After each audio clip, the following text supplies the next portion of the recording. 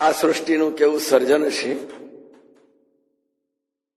કે જે સર્જનને માટે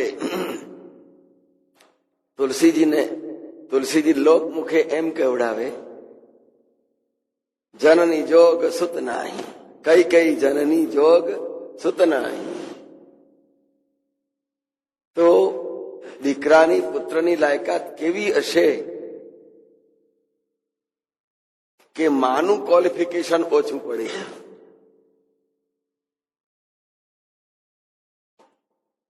કઈ કઈ જનની જોગ સુત નાહી, કઈ કઈ જેવી જનની માતાને લાયક આ દીકરો નથી.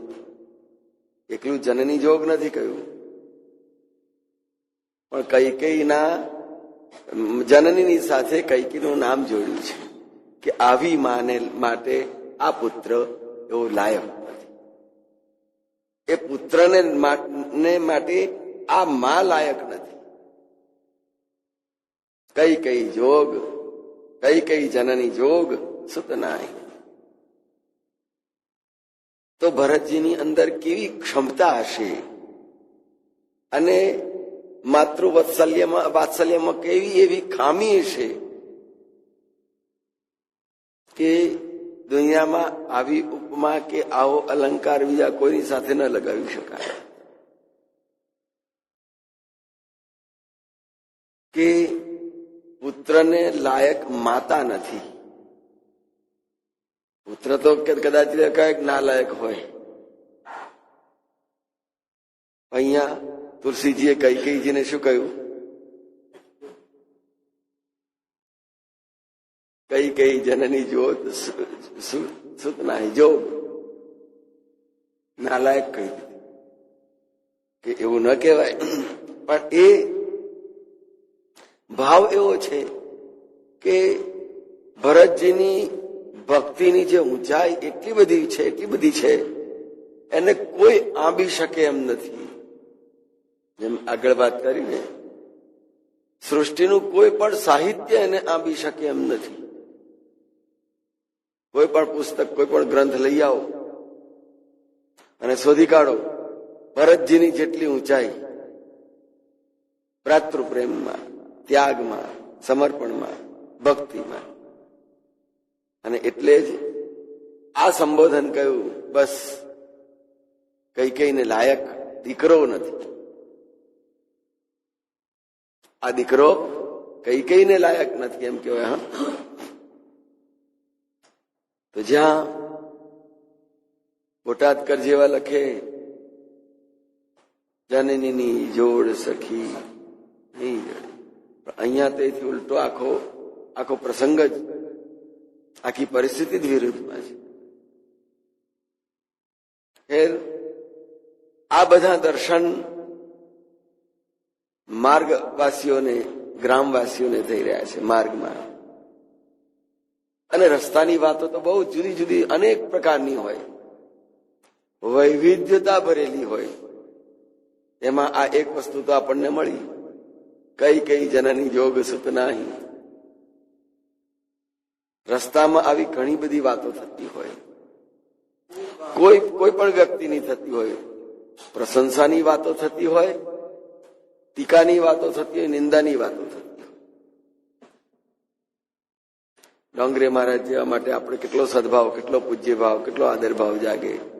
છતાંય એવા વ્યક્તિત્વ માટે પાછું કંઈક આગુ પાછું બોલવા વાળા સાંભળ્યા છે. એટલે આ માર્ગની વાતો કહેવાય, રસ્તાની, એને કહેવાય ને ચોરાની વાતો. તો એમ અહીંયા ભરતજીને માટે પણ એ આવી વાતો, રસ્તાના લોકો અનેક પ્રકારના હોય. તુંડે મતિર્ભિન્ના, દરેક પોતપોતાના મગજમાં પોતાના વિચાર, જુદા જુદા વિચારો લઈને ફરતા હોય. એથી આગળ કહ્યું,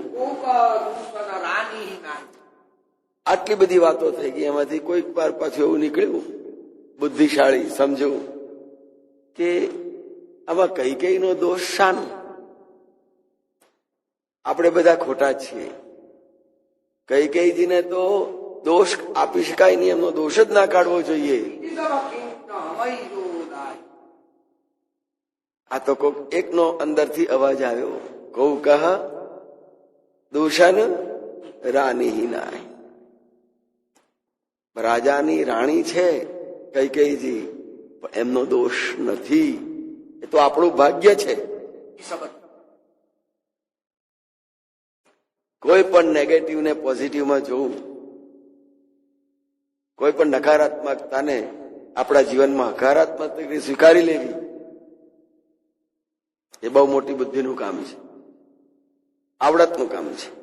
કોઈ પણ વ્યક્તિ હોય, આવી પડેલી પરિસ્થિતિમાંથી હકારાત્મક વાતાવરણ ઉભું કરી દેવું અને બીજી પરિસ્થિતિઓને દૂર ઢકેલી દેવી, એ માણસની કુશળતા કહેવાય.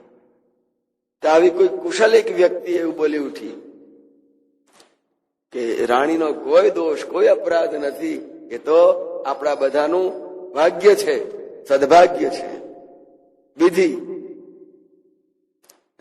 વિધિએ જે કાંઈ કર્યું તે આપણા સવળા માટે કર્યું છે. જો હમઈ જો દાહીન, આપણા સૌનું ભલું થાય. આપણને આ પ્રસંગ ક્યાં મળવાનો, હાથમાં આવવાનો હતો કે આપણા ગામના રસ્તે ઉભા ઉભા આ બધાના દર્શન કરવાના મળે, અહીંયા ને અહીંયા. નહીતર એને ત્યાં જઈએ ને તો આગળ બોર્ડ જ માર્યું હોય, અવેર ફ્રોમ ડોગ. આ ઘરમાં કૂતરા જ રહે છે, એનાથી સાવધ રહેજો.